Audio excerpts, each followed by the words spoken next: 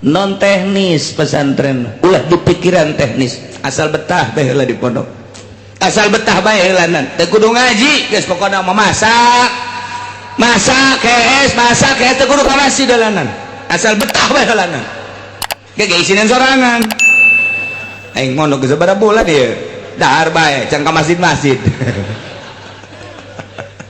tegar ulah non teknis pesantren mah deuleu riwayat waliullah, deuleu riwayat waliullah pesantren mah teu kudu dititahan ngaji jang, ayo sing bener ngajar teu kudu cicing di pondok pesantren masak kayak beak beat papana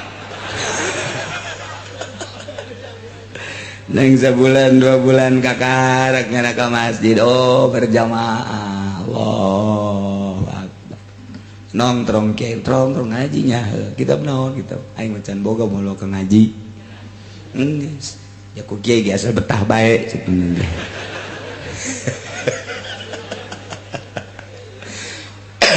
teu aya aturan ngaji teu aya aturan pusing ade ulah salah lantaran pondok pesantren mah aya anu setahun bisa ngejar 10 tahun beda ilmu Allah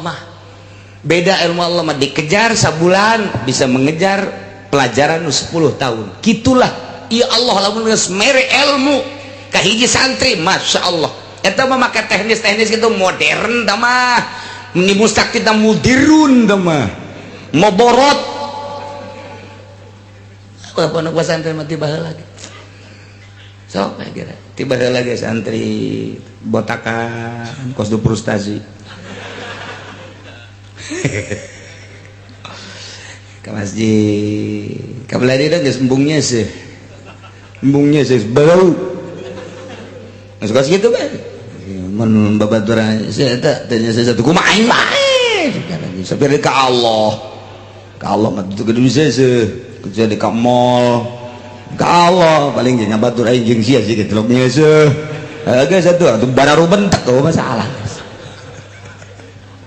dahar teu puguh waktu. Emang santri puguh waktu henteu. Coba bapak-bapak ibu-ibu datang ke pesantren Cilok jam sabaraha bae aya bae nu masak. Jam sabaraha bae aya nu masak. Tas subuh aya nu masak, jam 7 aya nu masak, jam 8